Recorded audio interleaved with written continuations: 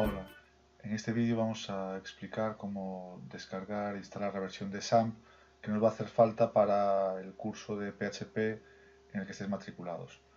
Entonces lo primero que deberíais hacer es simplemente en cualquier navegador de Google teclear la palabra XAMPP con dos P's y veis que os aparece como resultado de la búsqueda algo parecido a esto. En nuestro caso vamos a descargar la versión en castellano. Entonces simplemente pulsamos en descargar y os aparecerán las versiones disponibles. Como veis, para Windows están disponibles en versión de 32 bits y para Linux y OS X hay la versión de 64. Tenéis la versión estable y la versión beta. Descargo la versión 7.023 en mi caso. Le voy a descargar y esperamos hasta que descargue. Voy a guardar archivo.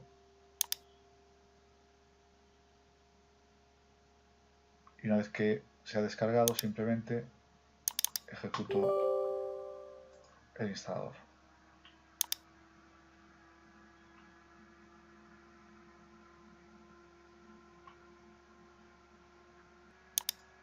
Os saldrá un mensaje de advertencia, pulsáis OK y comenzáis con la instalación de XAMPP. Vamos a siguiente y nos va a preguntar los componentes que queremos instalar. En nuestro caso vamos a instalar el MySQL al menos y el Webalice y el PHPMyAdmin, ¿vale? Yo en cualquier caso voy a dejar las otras opciones. Bueno, tenéis que usar también el MySQL, pero nos van a hacer falta después. El servidor de correo Tomcat y el filecilla FTP Server no nos harían falta si no lo queréis, pero os podéis dejar instalado porque por defecto vamos a seleccionar que no se ejecutan al iniciar el equipo. Bueno, le damos a siguiente, seleccionamos la carpeta donde queremos instalarlo. En mi caso va a ser en el disco duro C, en la partición C, y en el directorio XAMPP, que es el directorio que crea él por defecto. Le damos a siguiente, nos dice que va a instalar la versión de XAMPP que hemos descargado y nos dice que va a comenzar la instalación. Le damos a siguiente y como veis es una instalación muy sencilla. Voy a darle a pausar hasta que finalice la instalación. Una vez ha finalizado la instalación, os debería aparecer una pantalla como esta, en la que os dice que se ha completado el asistente y que ha finalizado la instalación de SAP en el ordenador. Si queremos iniciar el panel de control ahora, y decíamos que sí, y damos al botón finalizar. Nos pide el lenguaje, puede ser inglés o, como veis, alemán, le damos a salvar el inglés y nos aparece el panel de control. Como veis, los servicios nos aparecen apagados y los botones de Start disponibles. Si nosotros pulsamos en Start cualquiera de los servicios, veis que si os arranca correctamente, intenta arrancarlos por defecto, por ejemplo en el caso de Apache, en el puerto 80 para HTTP y 443 HTTPS, que son los puertos por defecto. Si todo ha ido bien, pues simplemente al pulsar en el botón pulsar localhost,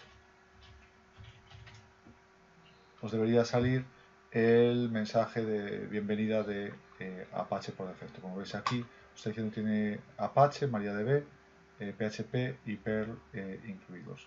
Y aquí arriba os aparecen una serie de enlaces. El más interesante de momento, bueno, los más interesantes son estos dos, PHP Info, en el que os muestra información sobre, que veremos después, a mayores sobre los servicios que tenéis instalados en concreto en PHP, las extensiones que tenéis y demás, ¿vale? Os da información adicional, fecha, además. Y por otro lado, tenemos también el PHPMyAdmin, que será bastante útil cuando empecemos a utilizar MySQL o como le llaman MariaDB, el gestor de base de datos. Vale, para ello deberíamos arrancar el MySQL, pues ahora nos está dando un mensaje de error. De momento simplemente como lo que nos interesa es la versión de Apache, pues la dejamos arrancada. Si tuvieseis algún problema, como han comentado algunos de vuestros compañeros, porque no se os arranca en concreto en el puerto 80 o en el 443, esto puede ser debido principalmente a dos cosas. Porque tengáis instalado otro servidor de páginas web, o como llama Windows, un servidor de aplicaciones, como puede ser Internet Information Services, o por temas del cortafuegos.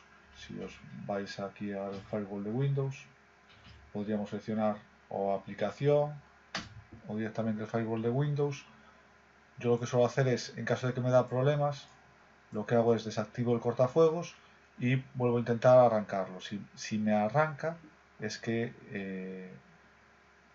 el problema sería el cortafuegos. Con lo cual tendréis que mirar qué aplicación se está ejecutando en esos momentos en ese determinado puerto. Tecleo CMD para que me aparezca una consola de Windows. Voy a aumentar un poco el tamaño. Bueno, si tecleáis netstat -a, os dice los puertos que tenéis abiertos en un momento dado. Entonces, si tenéis abierto el puerto 80, teniendo en la controla de SAM cerrado Apache, es que probablemente haya otra aplicación escuchando el puerto 80. Habitualmente el puerto 80 es el puerto de servicio de las aplicaciones web. Entonces, si simplemente tecleáis en el navegador localhost o localhost 2.80, os debería aparecer la aplicación que está haciendo uso de ese servicio, siempre que sea un servidor de aplicación, un servidor de páginas web. Como os decía, si le damos a arrancar, veréis que al hacer de nuevo el netstat -a, vamos para el final, paramos esto, control C y ejecuto nuevamente netstat -a y veréis que por un lado tenemos el puerto 80 escuchando y por otro lado tenemos el 443. ¿Vale? Y eso os puede dar una pista si por qué os da ese error. Otro problema que tenéis algunos de vosotros era que me decíais que bueno, al teclear localhost, como os decía, o simplemente ejecutar localhost index.html, creo que era la versión, nos decíamos que el objeto no estaba localizado o no habéis cargado una página web de bienvenida. ¿Vale? ¿Cómo hacer esto? Muy sencillo. Bueno, vamos a ver cómo resolver la práctica. Entonces, en primer lugar, lo que nos tenemos que asegurar es de que el servidor de páginas web Apache está corriendo. Entonces lo arrancamos, si no lo habéis hecho desde el panel de control de SAM, os aseguráis de que está iniciado en el puerto 80, 443 o en el puerto que hayáis definido vosotros si entraba en conflicto con alguna otra aplicación. Y simplemente vemos que está corriendo el servicio. A continuación, simplemente nos vamos al explorador de archivos y desde el propio explorador de archivos entramos en el directorio de SAM. Veréis que hay numerosas carpetas, algunas relacionadas con los servicios que hemos instalado, como el FTP, el servicio de correo, el phpMyAdmin, el servicio PHP, MySQL, etc. La carpeta que nos interesa para el servidor de páginas web es htdocs. Entonces, si entráis en la carpeta htdocs, veis las carpetas que se muestran por defecto. La página que se va a mostrar por defecto, de hecho, es esta, index.php, que nos da acceso a las otras páginas web. Entonces, para complementar la práctica, tenéis dos opciones. Primera opción, yo me puedo crear aquí una página en HTML directamente. Me creo un documento de texto y le voy a llamar pepito.html. Bueno, una cosa, tened cuidado porque, bueno, le digo que quiero cambiar la extensión del archivo y os debería aparecer una extensión como esta, propia de las páginas web. Si esto no os cambia o no veis la extensión de los archivos, tenéis que modificar aquí en vista. Os vais a vista, os decía, opciones, cambiar opciones de carpeta y búsqueda y dentro de la opción de ver, aquí, perdón, tenéis que desmarcar la opción ocultar extensiones del archivo para tipo de archivos conocidos.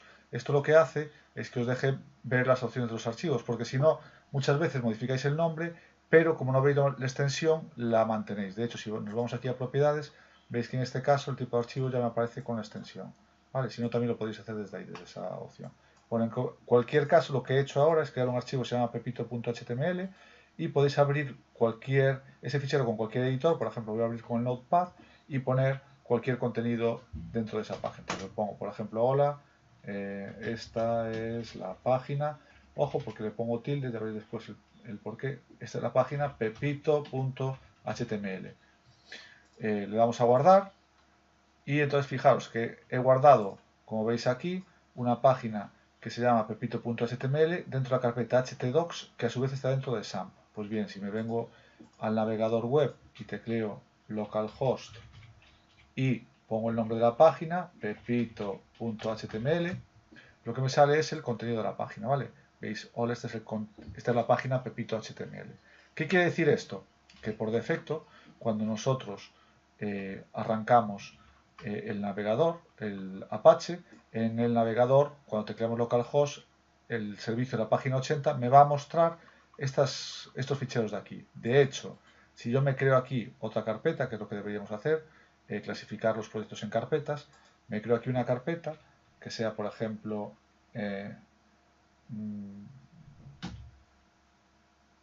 pues me creo la carpeta Hola Mundo, y dentro de la carpeta Hola Mundo me creo un fichero cuyo nombre sea index.html, y el nombre del fichero es importante, ya lo veremos después en las opciones de configuración de Apache, pero bueno, en principio me creo el fichero index.html y lo edito nuevamente con cualquier editor de texto. Dentro de este index pongo, pues para continuar con la tradición de que la primera página creada, la primera aplicación creada sea pues un mensaje de Hola Mundo, me creo algo que simplemente pone Hola Mundo. Grabo esto y fijaros que ahora lo que he hecho es, dentro de htdocs, que está a su vez dentro de la carpeta SAMP, he creado una carpeta que se llama Hola Mundo y un fichero que se llama index.html. Bueno, los ficheros index veréis que con extensión HTML, HTML o PHP son los que por defecto nos va a mostrar Apache cuando carguemos un determinado directorio. Entonces, si ahora mismo me voy al navegador y en lugar de pepito.html pongo localhost Hola Mundo, veréis que la página que se me carga es el Hola Mundo que acabo de crear directamente en mi caso. Bueno, supongo que con esto os he dado unas cuantas pistas de cómo hacer la primera práctica para aquellos que tenéis algún problema o bien con la configuración o bien con la instalación de SAMP y cómo crear los ficheros o las carpetas. En el próximo vídeo os explicaré cómo instalar NetBeans y os adelantaré cómo instalar una opción complemento que se llama Xdebug, que nos va a servir para controlar las variables y tracear como lo hacéis en Java, hacer un trazado de los contenidos de las variables y de las funciones, ¿vale?